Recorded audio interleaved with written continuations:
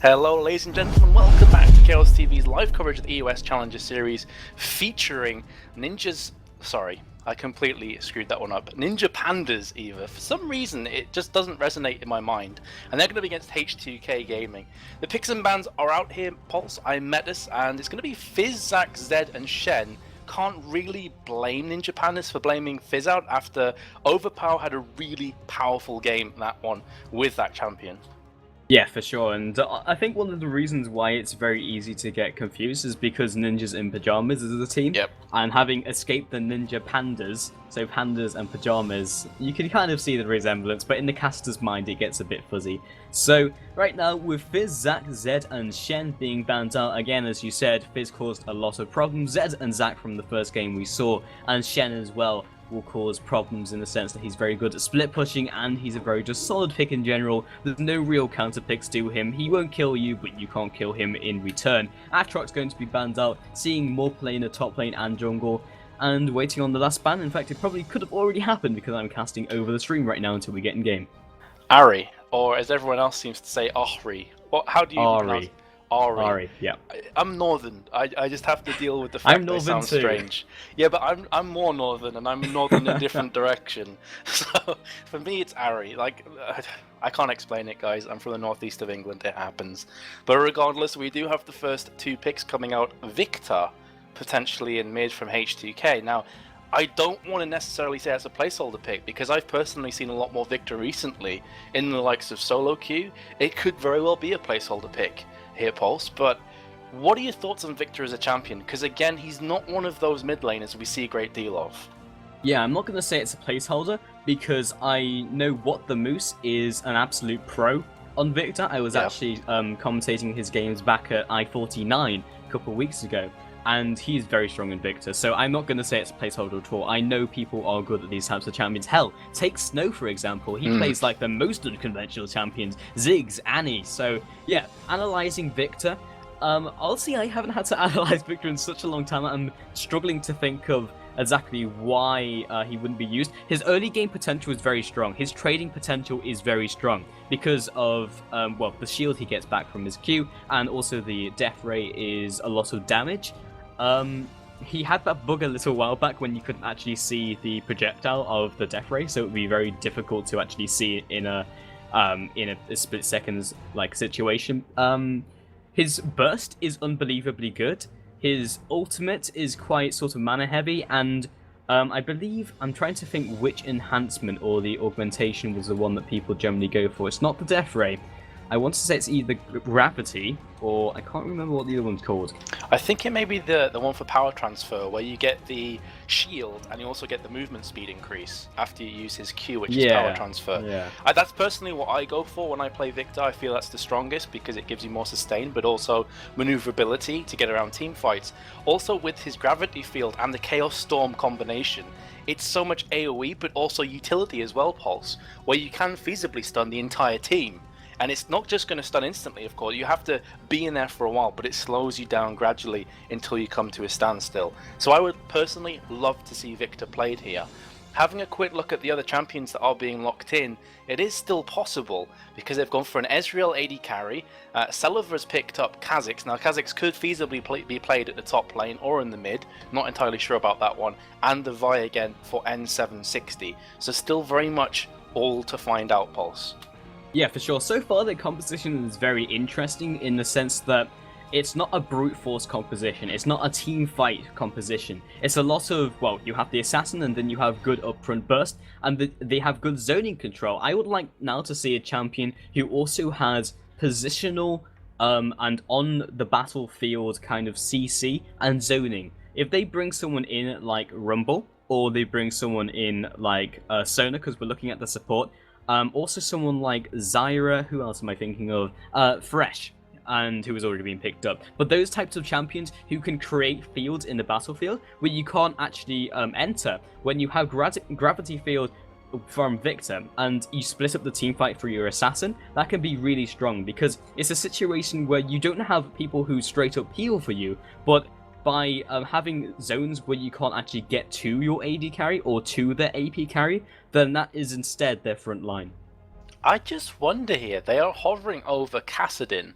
So if they went for Kassadin, there's the dreams of a mid-Victor down the toilet, but could Victor, it is Super Ace, it's important to mention, guys, this isn't necessarily a switch up, it's actually going to be a different account for Limits of Reversal. So I'm going to call him Limits of Reversal because it is actually him.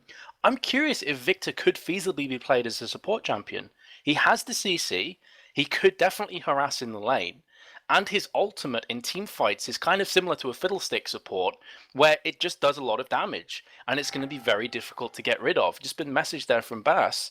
Apparently, yeah, Victor's going to be played as support. And it has a silence, so you can interrupt abilities like Katarina's ultimate, that type of thing. I'm thinking about the Victor pick. He doesn't have instant CC, but he can zone people away. It goes exactly to the same principles I was just mentioning. Victor's support, yes, he does have good trading potential. Doesn't have the same straight up damage that someone like a LeBlanc support would, or even like a Fiddlestick support with his ultimate, but his base damages are still very good. He's better at trading. His frontline potential is interesting. There's a lot of interesting quirks to Victor support that I wouldn't really bash at the moment until I look at it. I could definitely see it being a potentially very strong pick. Yeah, and I actually think Victor's going to work fantastically well against Thresh. And the reason for that is Thresh going to fire in the death sentence and grab you and pull you back. That's fair enough. And we've already spoke about the Thresh Corki combination is crazy strong in lane. But if Thresh does land a death sentence onto Ezreal, for example, the gravity field is going to be smacked down instantly. And straight away, Corki and Thresh then have to think, do we want to actually engage this? Do we want to trade this right now? Or do we want to just back off? Because suddenly Victor has presence. And it's also a fear of the unknown again, Pulse, where you're playing against a champion in the support role that you don't often see. So how do you know how to trade against this Ezreal-Victor combination? It's something you've probably played against once or twice, if ever. So I think this is going to be really interesting to see from a duo bot lane perspective. Well, maybe they're going to switch it up and have the 1 versus 2 lanes. Regardless, though, we have 2 minutes 10 remaining on the delay. So we're going to cut to a very quick commercial break. Ladies and gents, when you rejoin us, we'll be live for game number 2 between h2k Gaming and Ninja Pandas.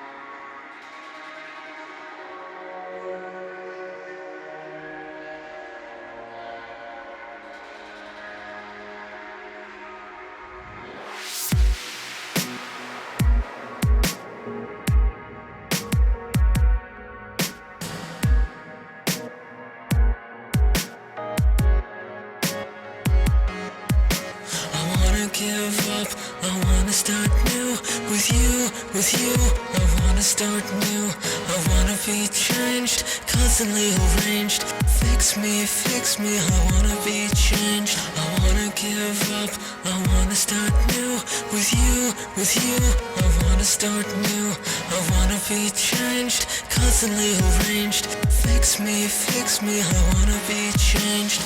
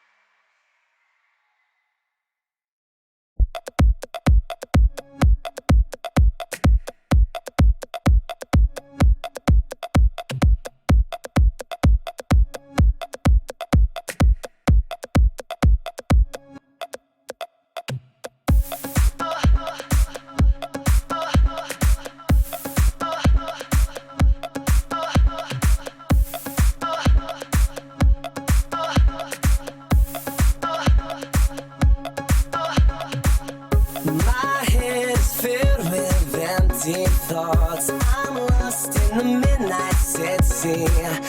Been chasing dreams this place has brought. Looking for something to give me the answers that I chase.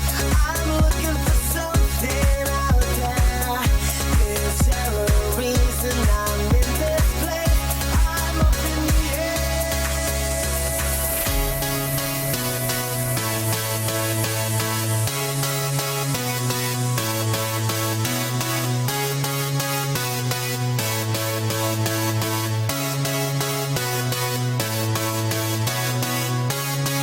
I'm chasing the stars like I'm dreaming. My heart is facing the scars like I'm dreaming tonight.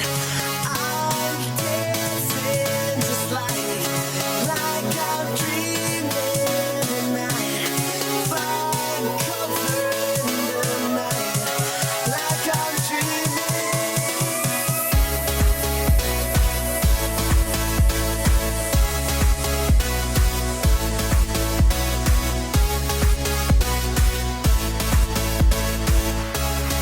Like I'm dreaming.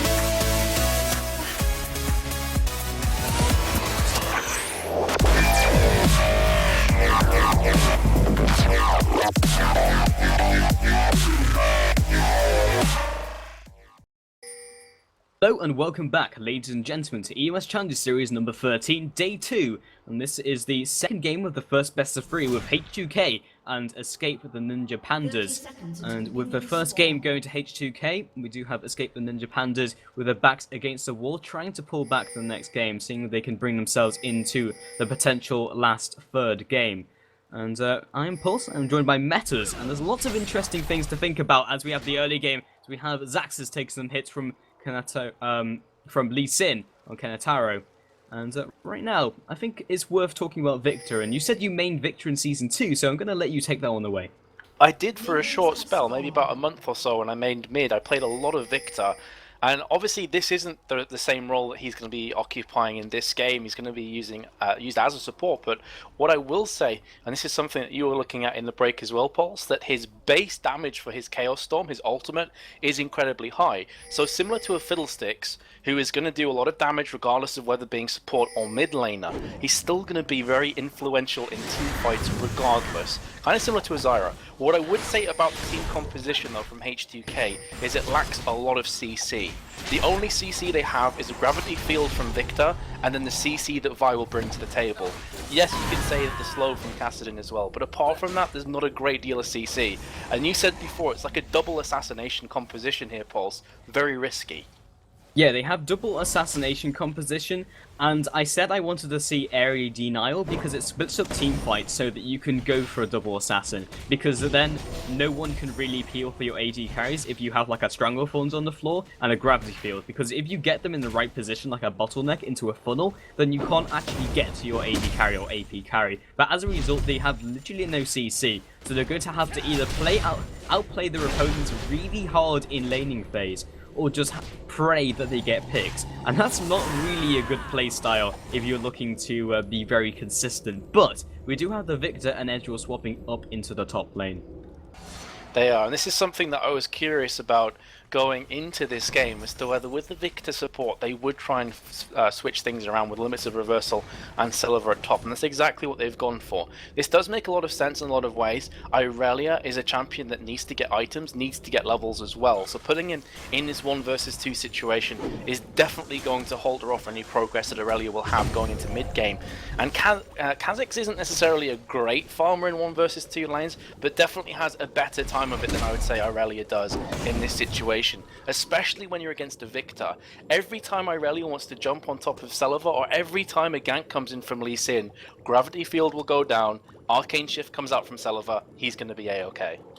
I want to see the swap up from Gragas and Irelia, because Gragas 1v2 is actually very well, because he has decent wave clear, he has sustain from Happy Hour, and he has mana sustain as well.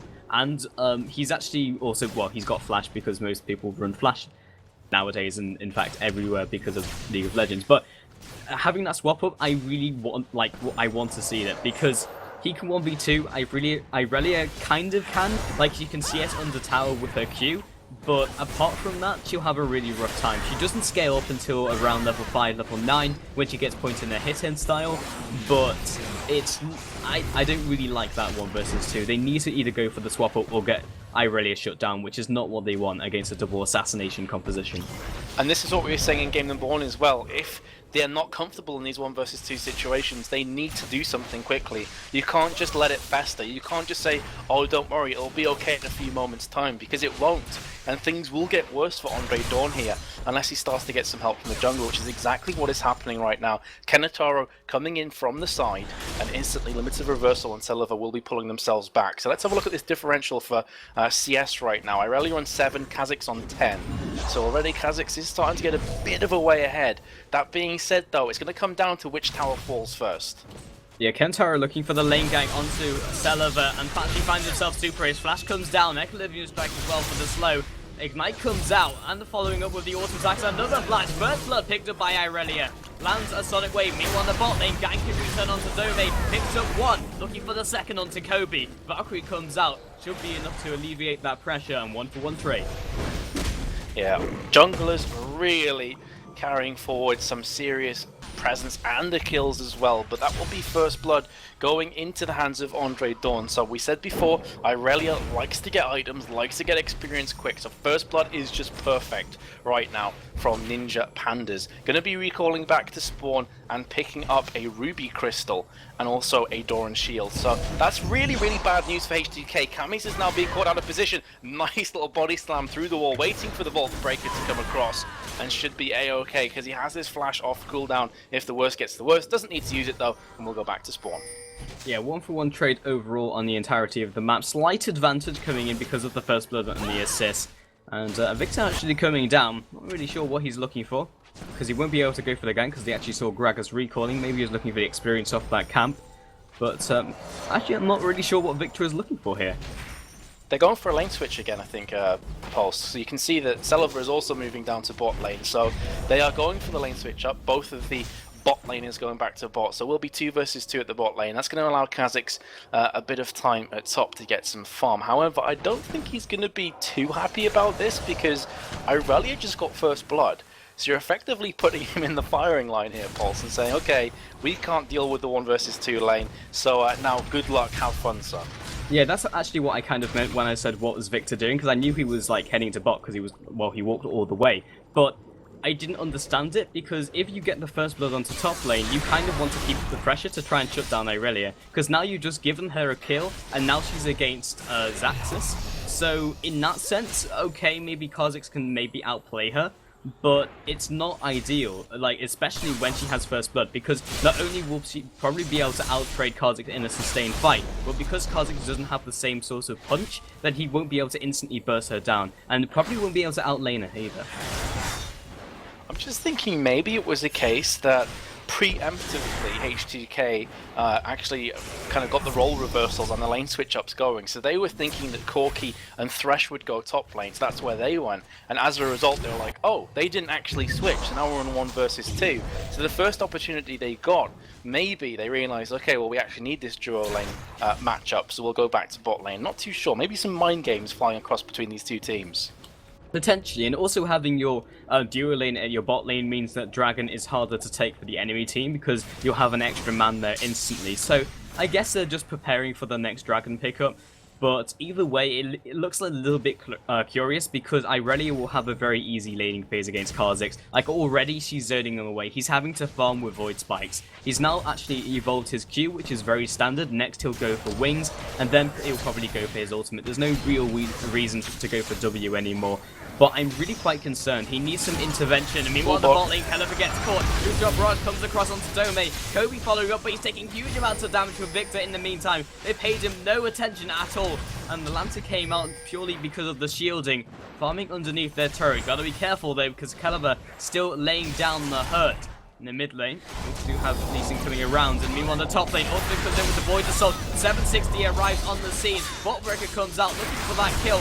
Leap comes down, picks up one. Meanwhile, the bot lane, Overpower looking for the gank. Dome drops low, and Ignite finishes them off. Meanwhile, return damage. The missile run doesn't quite connect, and had that been the big one, that would have been the kill. In fact, I believe the big one is the next one, with Camis and also Kantaro coming in. Great usage of mechanics to get out of that one. Explosive Cast comes down, picked up one, looking for the second onto Super 8. Trading off, Caston's heading in, looking for a potential pick, but 2 versus 3, and now 1 versus 3 cannot do anything at all.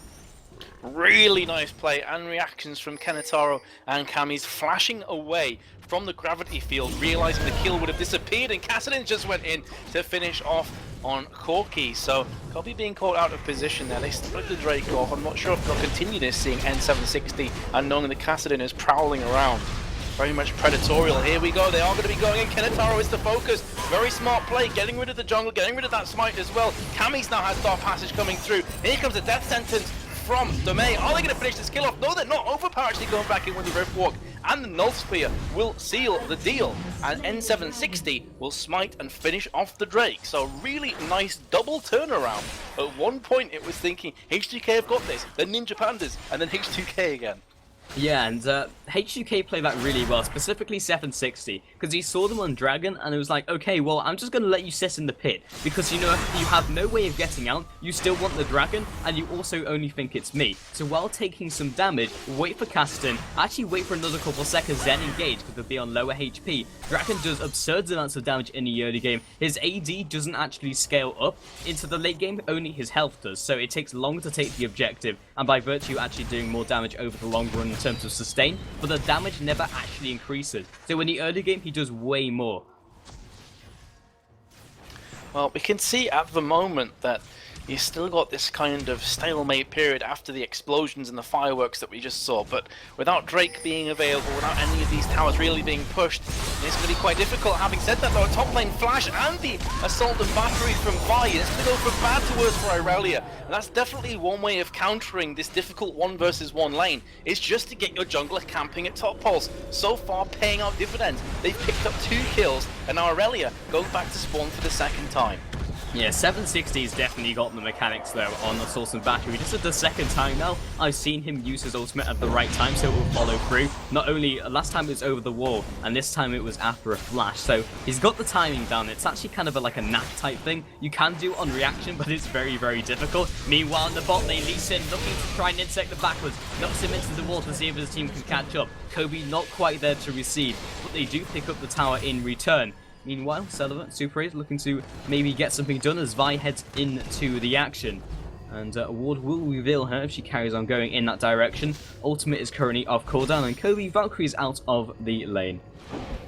Yeah, so I'm really interested to see how Victor is going to approach the build this time around, because obviously, is he going to go full support? Is he going to go for a bit of AP and go more of a hybrid build? That is the question that is on my lips right now. It's going to be very much a case of, I would imagine some ability power at some point in the game will be built, kind of similar to how Zyra goes. Regardless, Kassadin gets queued on there from Lee Sin, but before the Sonic Wave and Resonating Strike connect, will be Rift walking away. Now, Taro is in a lot of trouble here actually. Kassadin coming around from the backside, Death Ray in as well from Victor, but he's been caught from a long-range death sentence. Living up to the name again, Thresh actually picks that one up. Rift Walk and also the Force Pulse from Overpower will not be connecting on Lee Sin. They picked up another kill on Victor. Yeah, top lane, Void Assault popped by Zaxxas, and he disengages from this fight, knowing that he can't win in a sustained engagement against Irelia. But at this stage, honestly, Void Assault is just worth using as a little bit of harassment, or at least a disengage. It's worth mentioning that Medjay has been picked up by Kassadin, so very confident that he's not going to die, very confident that he has to be the playmaker. Unless he with a double assassination composition, that's exactly what you need to do. 760 finds himself Dome though, and now with Andre Dawn heading down, we'll be backing on Kha'Zix looking for the assistance just in case, but we'll be pushing it towards their tower. Meanwhile, on the mid lane, Gragas trading off against Overpower. Does have the extra damage on him right now. And Fresh is going to go ahead and recall. Vias are still around the area. Andre Dawn sitting in the brush, and we'll be seeing Vi as they just head up into the brush. Actually, I don't think he has. He's got one of those nooks in the map where you can't quite see them. Things come out. and Gragas heading around the side. Ward will reveal them, and now Kasten heading across. This could be an engagement. Vault Breaker comes through. Zax is looking for the leap. Ultimate comes in. The assaulted battery. Rampage picked up by Overpower, and even more stacks on that Medrites. It just feels like to me that h2k have more players than Ninja Pandas do right now. I know that statement is false, but just judging by how they're moving and maneuvering around the map, and they always seem to be in these 3 versus 2, 4 versus 3 situations. I don't know, it just feels like to me they've got a 6th or 7th player, Pulse. They just seem to be all over the map, not only because of their mobility, because they are running double assassins who typically do have great methods of being very mobile, and they have Vi because, again, Vi is a very mobile champion. Kassadin has Rift Walk, so I agree with you, it seems like they just have more players. Every time we see a trade, they always have more people in that position, and then even without kills going down, they somehow have more people elsewhere. Well, that has left Corki and Ezreal to free farm at bot lane. Corki does have a slight advantage on the kill, and also by about 12 CS, so we'll be recalling and finishing off that try-4. So that's a big power spike for Corki coming in here. Question, however, can he survive the burst damage from both Kha'Zix and Kassadin? I'm not too sure about that one. Only time will tell. Regardless, Drake is up in about 55 seconds, so definitely watch out for who out of these 2 top players is going to make the first move down towards Drake Pit. I'm pretty sure that h2k are going to be on point for this, because they have the previous game as well, boss. They picked up 4 or 5 consecutive Drakes. There's no reason to believe that won't continue in this one.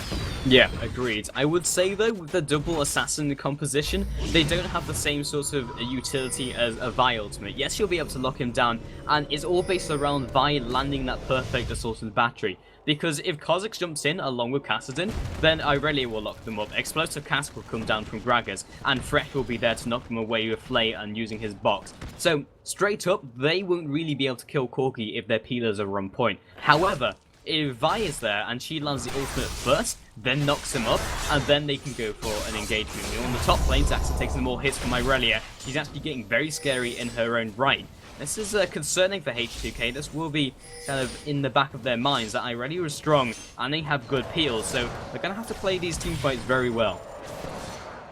Yeah, absolutely. Even if Irelia does have a weak early game and a weak start, it's all about how the mid game goes. She starts to rack up a few kills, gets the likes of a try-4, something like that. Suddenly it will be a very big threat on the battlefield. Q's coming out from Lee Sin.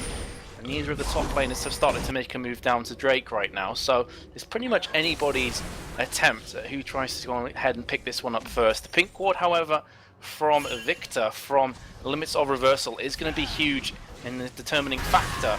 Now, starting off on Drake, another ward comes down from Lee Sin, so potentially going to try some Lee mechanics to steal this one out. Here comes Gragas. Gragas is very good at stealing objectives. Important to know, lots of burst damage, however, it's not a level 11. In fact, Gragas steals away the Drake with the help of Lee Sin and the Dark Passage from Demay, and that's a big play coming in from Ninja Pandas. It's always funny to me when you have 2 junglers there and neither of them gets the dragon. We're even with the smites, and actually Caliber finds himself caught and she knocks him back. Great usage of Arcane Shift, moving himself out immediately as the ultimate comes in. Domo finds himself caught. Drop Rod comes across, picks up one, flash out the way of body slam from 760, gets up another 1-for-1 trade. Now heading in with Overpower. The assassin of Zax is now coming into the fray. Kenoto on the front lines, they are following with the flashes. The summoner spells, Kobe now on the front line. Again, they're not in the right position. Flash out of Gravity Field to stop himself being picked up. But now Andre comes into the scene. Ignite comes out, picks up another double kill comes in for Kha'Zix. Kobe is still alive though, Celery over the wall. Not only drew he out with Gragas, but picks up the kill. 3 on very low HP. Kamiz is gonna be on the hunt for this one. Doesn't have the ultimate. He has the flash. He flashes forwards, looking to close the distance. Finds himself. Kasten, not quite enough. He's still looking for the hunt though, not reeling that super raise. And Celero behind him actually picks up the kill. I think that was actually a caster minion. Meanwhile, he's switching up super raise. Gravity Field comes out, splitting them away. Can he still finish off Celeber though? The kind of ring around the rosy at the moment. And auto attack, in fact, the Mystic Shot through the wall again onto Gragas. Who drop Rod comes off cooldown, turning this one around. But Explosive Cat picks up the kill. And now Dome is back in the scene. The caster minions, dude, they're so strong. I can just imagine Overpower screaming, "No, Castaminians, go away! Leave me alone!" But they actually did manage to pick up the kill. A really nice play from Camus as well, finalizing that kill on to Israel. When the True Shot barrage came through, I was thinking maybe Israel can turn this one round. Maybe Camus is going to get egg all over his face. Wasn't to be. Does pick up a few, and that's definitely putting Ninja Pandas back on the map here in this game. As you can see, 8-12 looks one-sided. However, look at the goal difference. Right dead even. Yeah, I've always said that they should always make a Dr. Eggman skin for Gragas, and then you could have like a Sonic skin for Rammus. That'd just be so good. But Rammus not really seeing that much play anymore, but even so, it'd be nice to see. So in the jungle, we've got okay, so just actually giving that blue buff across, and it makes a lot of sense. Sometimes you will take the blue buff away from your mid lane if they're not having a great game, if they're instantly going to die, or if it's just better on the jungler. But Canez is doing very well indeed, looking for this lane gank to happen. Zax is putting some damage. Taste if they're actually doing a lot more than expected, even without isolation. But with Gragas there, pins him down with Eclipse Strike. We follow up now from Kentaro. Zax uses Void Assault to back on off. Doesn't have the second evolution in it though. 760 around the corner, just in case they look for the tower dive. Casson also heading up. And Riftwalk comes across. So if they do want to go for the dive, we have the right players waiting in the wings. Definitely the case. This is going to be quite a difficult one, because Gragas is starting to get to that scary situation. Void Staff Assault and Battery round from the side, though they are focusing on Irelia once again. But that's also going to be the Transcendent Blades coming out. So ulti for ulti. However, Transcendent Blades with a 53-second cooldown, and the Assault and Battery with another 75 seconds. So slightly in favour, I've got to say, of Ninja Pandas. But regardless, Pulse, it seems that we have this flurry of action around Drake, and then things slow down a tiny bit. Neither team really wants to make a mistake, and you can completely understand the reasons for that. Regardless, at top actually, Irelia being chased down from Kha'Zix, so we'll just Equilibrium strike him and then walk back to the tower. Yeah, both of these teams have very good picking potential, to the point where neither teams want to go alone and neither teams want to go further than the middle of the map because they'll get picked.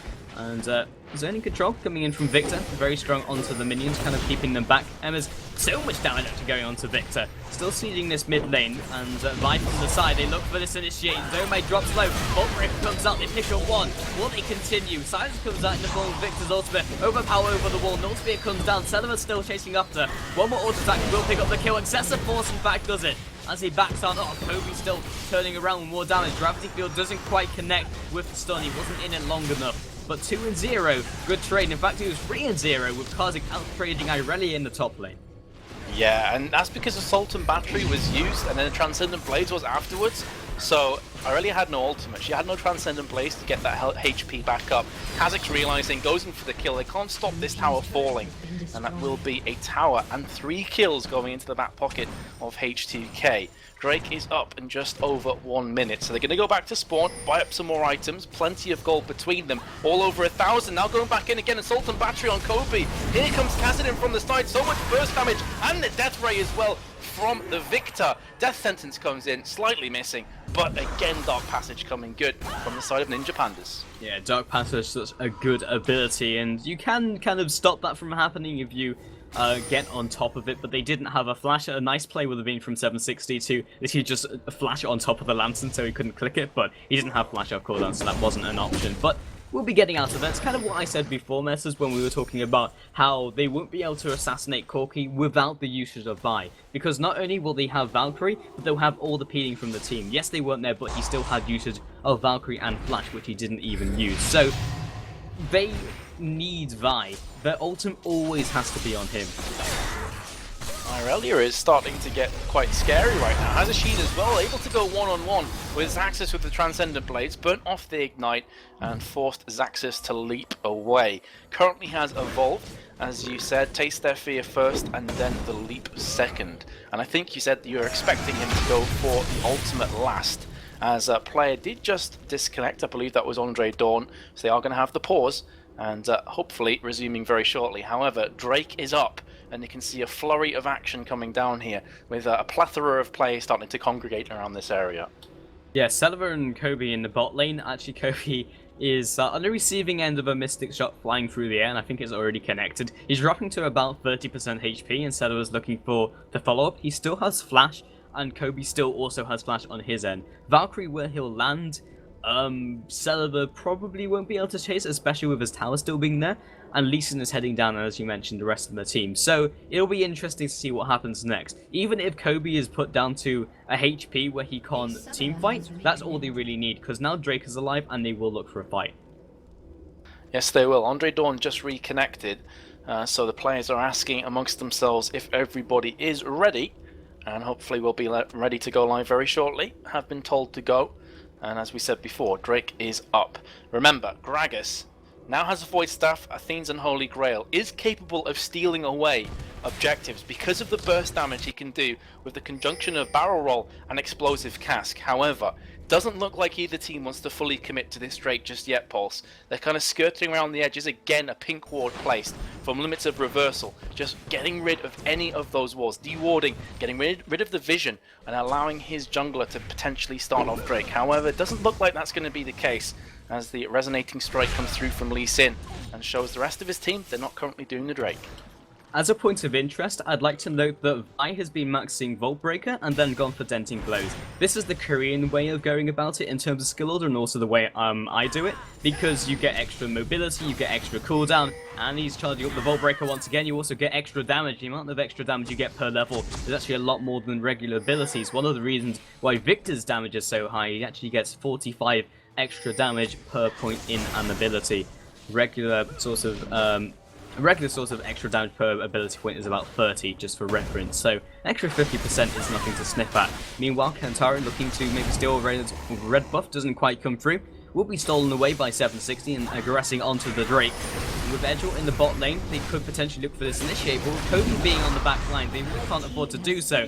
Victor was all they really needed. Now they look for the initiate. 760 over the wall. Ultimate now onto Gragas. Kobe's coming in from the backside. They've got to be very careful about this engagement. He could output a lot of damage very quickly. He drops to about 50% HP. Death Sentence doesn't quite connect. Kentaro lands the Sonic Wave, doesn't use the follow. Meanwhile, Andre Dawn was left away from his team, and as a straggler, was immediately taken down by the double assassination composition. Meanwhile, Lee Sin finds himself Victor. Flash comes out, and the ultimate in the form of Dragon's Rage finishes that one off. So, 1-for-1 trade, but support for top laner, not as good of a trade for Ninja Pandas. And plus, remember that Vi picked up the Drake as well, so that is a nice little added boost in gold going into the hands of h2k. Death Sentence comes out. There's going to be a lot of damage on Celeber. Here comes the box as well, but look at Zaxxas' damage. Dome is going to fall in a heartbeat. Meanwhile, Corki's chasing after Celeber, flashing in, finishes it off with the missile barrage. Now the AD versus the top laner gets the double kill. That's really nice play overall from Kobe, and also Dome. Important to mention that Dome put in a lot of presence, a lot of plays there before falling to the hands of Zaxxas. That previous Drake, though, fell due to the fact that the two AD carries had a duel to the death at bot lane, with Corki just narrowly escaping, flashing up red. So he had to recall. Obviously that was communicated from Celeber and the rest of his team. And he's like, okay, they have no AD carry, Drake is free. They pick up the Drake and they kill afterwards. So really nice play from Celeber previously against Kobe. If I recall correctly, last game Kobe was playing Vayne, and his mechanics were really on point. And we actually mentioned this last game. And this game, like, Kobe's mechanics are really good. Like, every time I see him in like a trade scenario or 1 versus 1 or like 2 versus 2, his mechanics are incredibly good. Like, not only positioning, but his timing on flashes, the timing on Valkyrie, the timing on abilities is just really, really there. Like, I would put him at like MVP status just because of his mechanics at the moment. At both games he's been playing very well, but unfortunately in game number 1, if you remember, yes he had the kills, yes he had Blade of the Rune King and Phantom Dancer, which are very scary core items on Vayne. But unfortunately, he just had no kind of front line, had no help from the Fizz and the Vi, who were just chasing him down through the team, just jumping over the top of them. Kassadin coming in, chunks the maid down to half HP. Here comes Vi from the side as well. True Shot Barrage comes through, does land on Andre Dawn. Lots of damage again. Death Sentence comes out. That's more panic and desperation than anything else. They do get the kill on Thresh. Here's the re-engage to work out from Andre Dawn, doing a lot of damage. But this is the reason he picked Victor, stunning 3 players in his gravity field. That is why you play Victor support in a nutshell, and that has turned the fight back on its head. The tables have very much been turned. Now Zaxxas is going deep. Needs to be careful because that tower is doing a lot of damage. It's still only about 26-27 minutes through this game. He's not tanky enough to take the tower damage. Regardless, that is a 3-for-1 trade and another tower going into the hands of h2k. I cannot stress enough how beautiful that gravity shield was, though. Yeah, and what's the term? 3000 ELO gravity field? I think that's the one.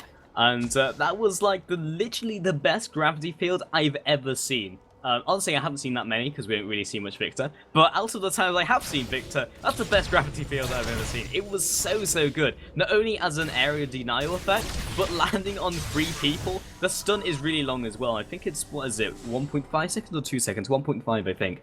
And on 3 people, that is so key. That's like landing in Aqua Prison, but in a wider area.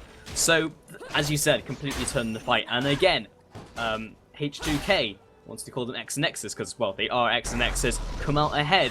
And the mechanics, again, are on point. They're just kind of outplaying them in each team fight. I would say, though, that Ninja Pandas have played it well in the sense that they've changed up their picks so that they more focus around peeling for Kobe. Because I would say I would be surprised if they didn't recognize Kobe as a very good AD carry and a playmaker for their team, because they've kind of centralized the composition around that.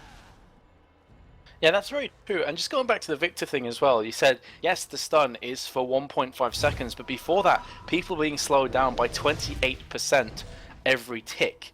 So it's not just the stun, it's the slowing capabilities as well. And that all started from massive burst damage coming in from Overpow. Death Sentence was used from Demay.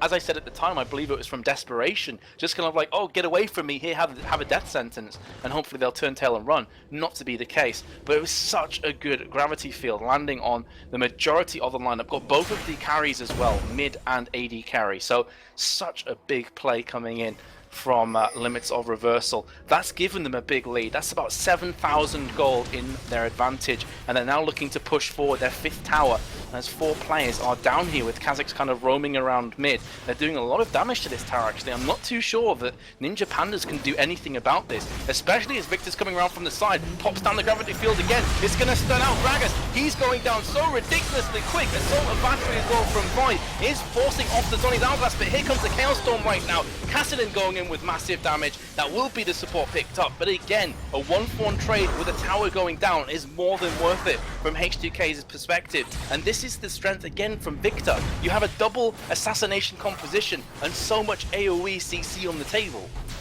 That was such a perfect kick from Lee Sin though, like he insected him back into their turret. Picked up what? Looking for the kill onto Andre Dawn though, doesn't quite pick it up from Zaxxas, landing a Void Spikes. Now Kantaro is still on the front line. Doesn't have his ultimate, so he can't get any picks, and they are sieging this inhibitor in. Ezreal very good at doing so. They look for the initiate onto Overpower, backing off with Driftwalk. Now Andre Dawn's there, looking to pick up the kill, doesn't quite connect. And now with Void Spikes coming in once again, no kills go down. Inhibitor drops from h2k, and even looking in an even better position. They are indeed, and you can start to see some of these items being picked up. Let's have a quick look at Kassadin, who remember had the Magi Soul Stealer, 13 stacks right now. Drake has respawned. It's going to be picked up very quickly from Celiver. I say that, but his Gragas from the side doing a lot of burst damage. Gravity field again. Can they capitalize on this one? Doesn't look likely right now, but Limits of Reversal's done a good enough job that he sacrificed his own life to pick up the Drake. And now they could potentially turn back onto this one and try some big plays. Zaxxas cut out of position, will be flashing away. Death Sentence comes in, goes awry, and N760 should be able to escape this with the Vault Breaker. Is being chased down though from Lee Sin and Corki. Again, the Resonating Strike Sonic Wave combo will not be landing as simply the Q did not touch N760 there, and they will be backing off. But as you said, Pulse, they just look in a much more commanding position. Gold-wise, position-wise, map control-wise, in every way h2k are in front.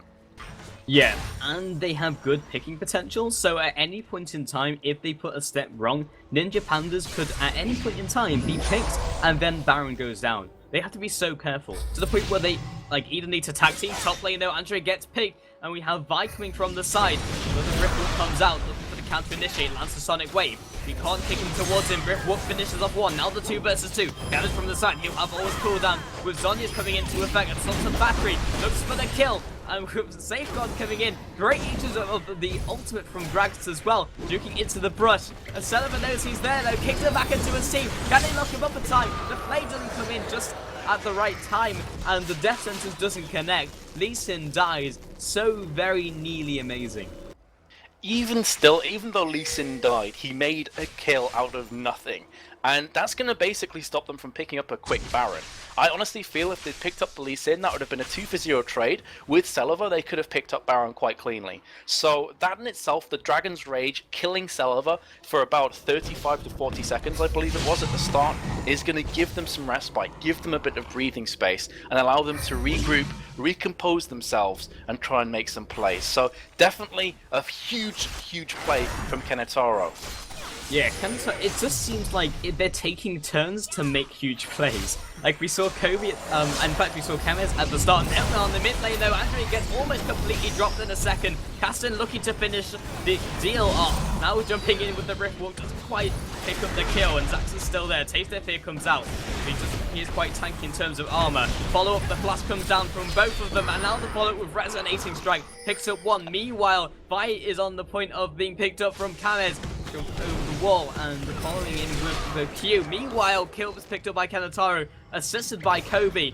Looking for the next kill to overpower Vi, escaping with very critical HP. This could be the turning point in this game though. Baron is falling. Can Celiva do enough to stop them though? AD carries are very good in this scenario. Overpower now comes in, could be picked up. Kobe with the missile barrages, shutdown comes in from Kames. This is so good. Celiva finds himself in the Baron pit, trying to get them away from the He has the Q to try and poke them out of it. Will it be enough though? Baron dropping to about 60%. They have good sustained damage. He's trying his best to delay the inevitable. Now Vi's back in the scene. Looking for this 3 versus 2. Picks up 1. Now 3 versus 1. Kentaro drops low. Looking for the kill. Can't quite get it. Kames and into the Zonias doesn't drop. And everyone is still alive. But they have, however, stopped them from taking Baron. Well, a couple of things to say there. Beautiful job from Celiva. Yes, he ended up dying, and yes, N716 overpowered it as well, but they stopped the Baron. And that was really priority number 1 from their perspective, because Ezreal will be respawning. However, if Baron had gone down, that would have given Ninja Pandas a big passage of play for the next 5 or so minutes. Second thing is, I don't know if you caught this, Pulse, or if the stream did, but we just got a coast-to-coast true shot barrage from Ezreal spawn to the other fountain, which actually clipped Domain, picked up the kill. It actually made me laugh pretty hard, but regardless, I don't think Thresh was expecting that near his own fountain. Either way, as the game stands right now, even with this last 5-10 minutes where Ninja Pandas have had a bit of a resurgence, I'm just keeping an eye at top lane because Gragas is doing some serious damage right now. Even though they have got a bit of resurgence, they're still well and truly behind. There's no doubts about that. Nearly 7,000 gold behind, but more importantly, 6-1 in towers, and that bottom inhibitor is down. And we've mentioned this time and time again, Pulse. The super minions pushing bot will stop Ninja Pandas from being able to pick up Baron comfortably, because every time they start to hang around the Baron pit, they have to be very wary of their nexus potentially falling. Here's some respite though. The inhibitors just respawned. Yeah, I agree completely. And now looking towards the next team fight. Again, in a straight up brawl, I still like the composition of Ninja Pandas a lot more than I do h2k. The only downfall is that Kames is kind of counterintuitive in the sense that his ultimate will split up the assassins. And that's actually kind of exactly what they want. They want to pin the assassins down, not split them up and allow them to pick people up. So he's going to have to use very smart usage of his ultimate. So he might use it in tandem with the Lee Sin ultimate. Perfect distance up to 760 though. There's a potential pick back into the rest of his team. Silverback comes out. They pick up 1 and 0 currently to Ninja Pandas. Looks to knock them back. An insect to the side. Actually knocks up Super Rays in the process. Picks up another 1-for-1 trade. Zax is now in the middle of their team. Another kill's picked up. 2 for 2. The rest of the h2k lineup backing on off. Celiva leading a charge along with Super Rays. Overpowered to the backside. Very low HP. The Dragon's Barrel will finish him off. Has to be very careful as Ezreal sieging away the turret. Kobe trying his best to deal some more damage. Aggression coming in from Ninja Pandas, but that's probably the end of the hostilities. 2 for 2 trade and the inhibitor going down once again. Yeah, and Ninja Pandas, they have to start winning fights. They have to start putting towers down. Just to put it in context, 1 tower down for Ninja Pandas. So again, even if they start to go 2-on-2 trades, that's just not good enough. They're eventually going to get pushed back. They're back to their mid-inhib tower right now, which is taking a bit of scratch damage. Also, their top-tier tower has taken a bit of damage as well. So it's getting to that point right now where just trading 1-on-1s or 2-on-2s is not going to be enough for them. What I would say is that Kobe, as you mentioned previously, has awesome mechanical skill. So if you get a good front line for him, he will clean up the rest. However, Kassadin's very scary. You've also got lots of damage coming in from Ezreal and also Kha'Zix. Kha'Zix is at that point in the game now where he could, if he gets through to Kobe, crush him in a heartbeat. So, and we've said it again, every Drake thus far has been going into the hands of h2k. Ninja Pandas are just hemorrhaging objectives, and they're not retorting in any way, shape or form. The linchpin of this game is definitely Kobe. I think you hit the nail on the head. It's really just going to be down to looking towards h2k to land the ultimate in the form of Vi, and then follow up with the assassins. That teamfight went actually better than expected, because they killed Vi first. Yes, she used her ultimate and actually hurt them quite a lot, but because she did, I don't think she actually hit Kobe, because it was kind of a panic ultimate because she was dying so quickly, and then he couldn't get quite onto the right people. Still 2 for 2, and they lost an inhibitor, so they lost the team fight. But with Baron still up, I can still see them being in a good position in the sense they can still win fights. Oh yeah, I'd agree for sure. This game is not done yet. This is not game, set, and match. However, this is not going to help if Andre Dawn falls. Ignite taking down, Riftwalk coming back up. That is a big, big body blow. Look at that death chamber. 60 seconds from the beginning.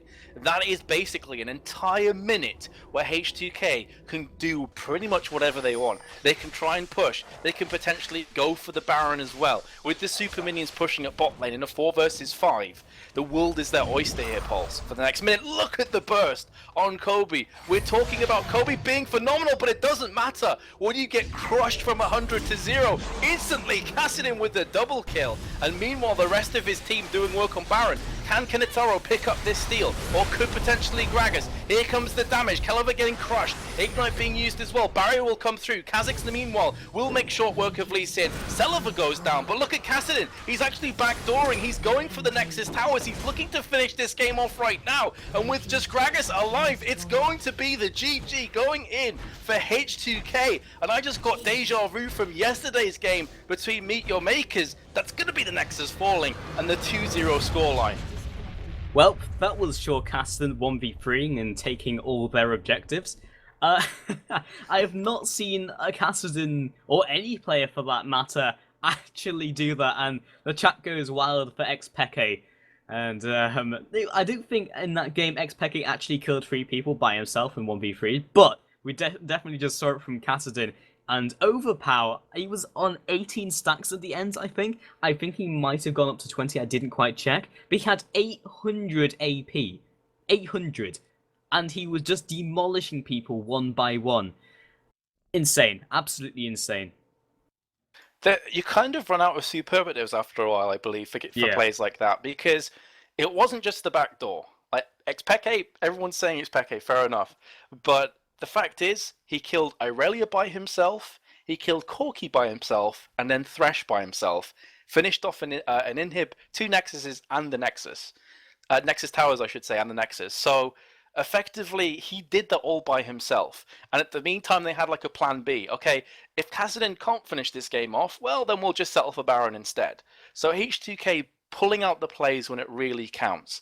And like I said, it's very similar to yesterday for me, where we had a really close game, and then it came down to that split decision making, that moment of clarity, as we called it, Pulse, when we were casting Meet Your Makers against Tick, Trick, and Duck, with that kind of backdoor base race situation. This time around again, I feel the most experienced team came out on top.